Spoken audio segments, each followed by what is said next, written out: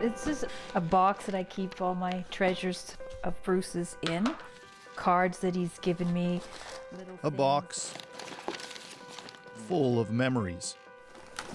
This is from when he was really teeny, Yeah. Happy Father's Day. From her eldest, Bruce. Mother's Day cards and little notes he's written over the years. Must be still tough going through this. It is, it really is. Because he was very sentimental. Yeah. So. You can see that. Happier times. Every week I put fresh flowers here for him. Before the tragedy that took his life. He was very rambunctious. He had been diagnosed when he was little with ADHD and a mild form of Tourette's, so he liked to act out in school, but he was a very good-natured, but he was like his dad, pulled a lot of pranks, went to the office a lot, but he had a big heart. One of my favorite stories about how he had this uncanny ability to nail things was he was 3.5 or 4. We were right up in front of the house playing street hockey. And like any father, I was telling him, this is how you hold the stick, this is how you stick handle, this is how you shoot, this is how you do whatever. And he pretty soon had it with me and looked at me and said, you know, Dad, if you know so much about it, you should be doing it, not just talking about it. You may recognize Scott. It's 2-1 after one, and with the goal scorer for the Kings. For close to 3 decades, he's been one of the voices of CBC Sports, from Hockey Night in Canada to the Olympics. For Canada and the Olympic Regatta, because... But he was always based in Winnipeg, where his boys Darcy and Bruce, the oldest, Maybe I could have that one and he could have this one. were growing up. From a young age, Darcy dreamed of being a magician. Ready? Okay. Bruce was a natural athlete, a member of the boxing team for the Canada Games. But in Bruce's late teens, something started to change. We were naive parents. I did know that he had been, smoking marijuana, but we didn't think it had really progressed any further. He graduated from high school. He was on the varsity basketball team. We didn't know it at the time, but I guess it over time evolved into crystal meth and ecstasy at weekend parties or whatever. And given his ADHD diagnosis, which made him, as Ann says, adventurous and up for anything, it wasn't a giant leap from that into opiates. By the time he was 22, unknown to Bruce's parents, things were spiraling out of control. They were on vacation in Nova Scotia when he called. He said, I'm in trouble, and he said, I'm not a junkie, but I have a problem. He'd been assaulted over a drug debt. So he turned to his parents. His hand was broken, yeah. We got home, and we hadn't seen him for a couple of weeks at that point, and when we got home and got a look at him, we knew right away that he was in very bad shape. In bad shape, and that there was a problem bigger than what he we was had letting imagined. on even. His addiction had progressed to heroin. What followed was 3.5 years, hundreds of thousands of dollars of trying to get him treatment, a cycle of limited success and relapse. He went to rehab 4 times, and he was in and out of detox about 8 times. So you have to go to detox before you can get into rehab. But he'd think, I go to detox and I'll clean myself up and then I can do it myself, but he never could. But whenever we forced the issue with him, we'd say, you need to go to rehab. He went. He would go. Every time. And what did that tell you? It told us that, well, we thought he wanted a better life, and we still believe that, but more than anything. He wanted to please us. Yeah. Wanted to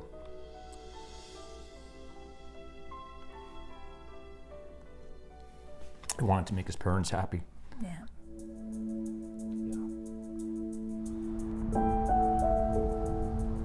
By 2011, he was living in Calgary, had a good job, an apartment, and a girlfriend, and seemed to be having success with treatment at a local facility.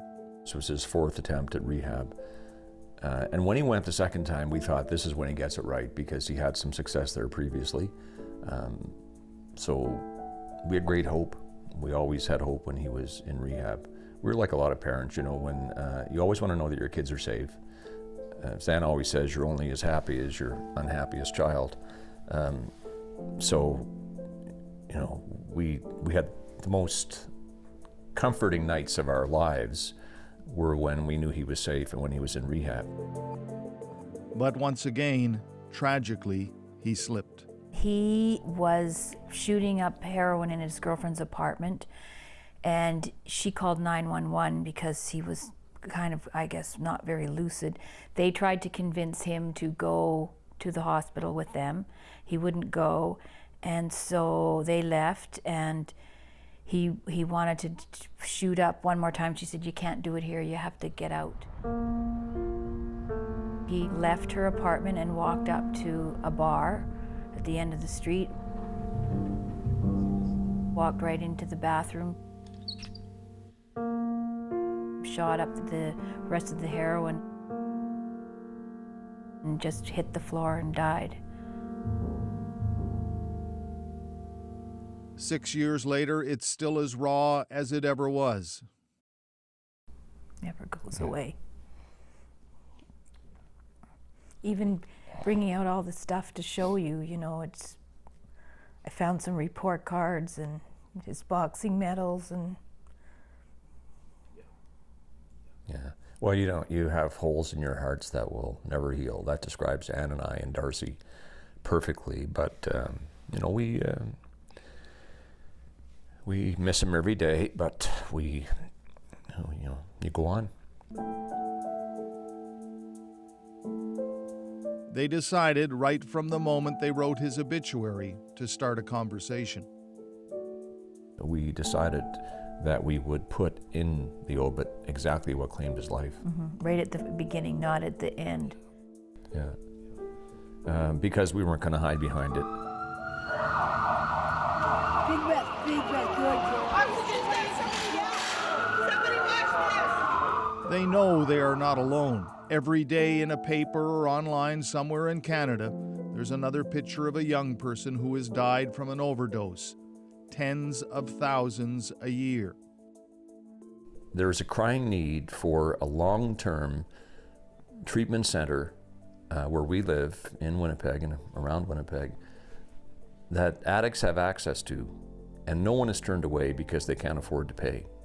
I mean, that's the key. Mm-hmm.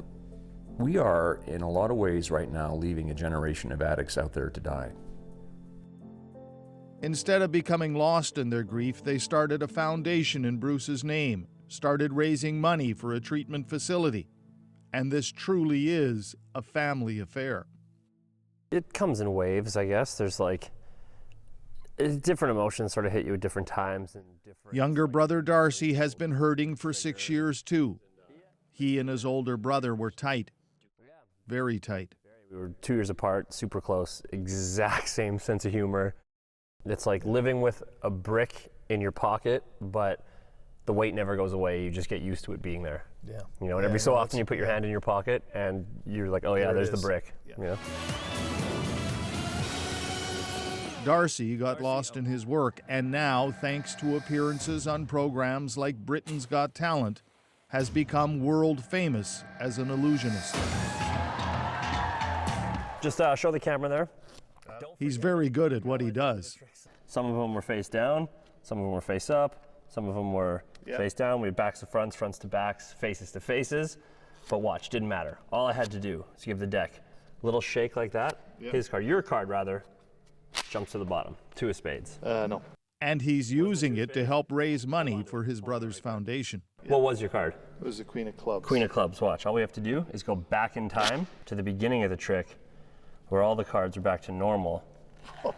And you pulled out, take a look. How did you do that? There you go. Wow. Initially, 2 nights were booked for this theater. Now it's 4. Just think, you're filling this place 4 times over in your brother's memory. How's that feel?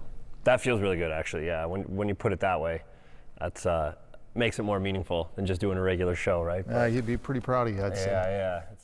All the proceeds, which could be as much as $500,000, will go to the project. We just got this and we're very excited about it. And the dream is getting closer. A 50-bed facility available to any addict free of charge.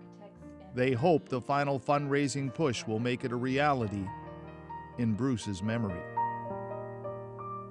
He was about more than his addiction. When we tell Bruce's story in public, we tell people what he was like as a kid, just as we did here earlier. But you know, addiction claimed his life, and our thought is if something good could come out of something so tragic, it would be a beautiful thing. This is the last picture they have of him, the way they want to remember him, at the family cottage, with a big grin on his face.